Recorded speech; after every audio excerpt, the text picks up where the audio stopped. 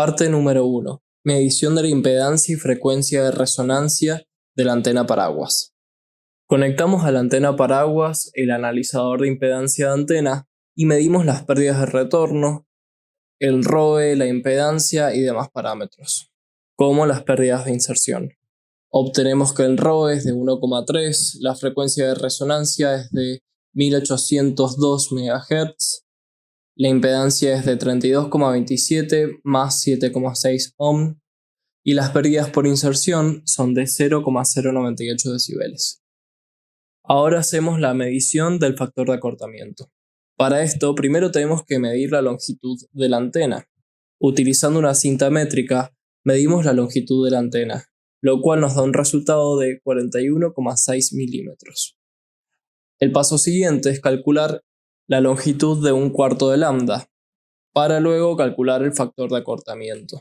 La fórmula del factor de acortamiento es el largo de la antena sobre 1/4 de lambda. Para empezar, teniendo en cuenta que estamos trabajando a 1802 MHz, 1/4 de lambda vendría siendo 41,6 milímetros, lo cual, al hacer longitud de la antena sobre 1/4 de lambda, obtenemos que el factor de acortamiento es de 1. La siguiente parte de la experiencia es medir la impedancia y la frecuencia de resonancia de la antena logarítmico periódico dentada. Conectamos la antena logarítmico periódico dentada al analizador de impedancia de antena y obtenemos un ROE de 1,9, una frecuencia de resonancia de 1802 MHz, una impedancia de 55,6 menos 15,07 ohm y una pérdida por inserción de 0,29 decibeles. El siguiente paso de la experiencia es comprobar el patrón de radiación de la antena paraguas en el plano ecuatorial. Para esto conectamos un generador de radiofrecuencia en la antena paraguas, emitiendo la frecuencia de resonancia, es decir, 1802 MHz. Mientras tanto, la antena logarítmico periódico dentada la conectamos a un analizador de espectro. De esta manera, mientras la antena paraguas emite, podemos ver la potencia a la que se recibe la señal en la antena logarítmico periódica.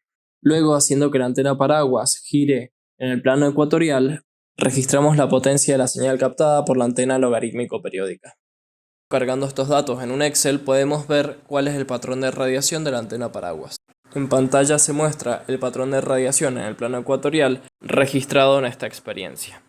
La siguiente parte del trabajo consiste en comprobar el patrón de radiación de la antena paraguas, esta vez en el plano vertical. Para esto, la antena paraguas será colocada sobre un adaptador en L, de manera que al girar el atril podremos captar el patrón de radiación, esta vez en el plano vertical.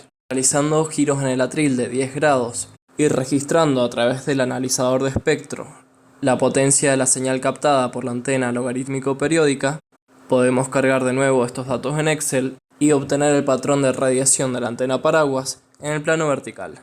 En pantalla se muestran los resultados. Y con esto culmina la práctica de laboratorio. Muchas gracias.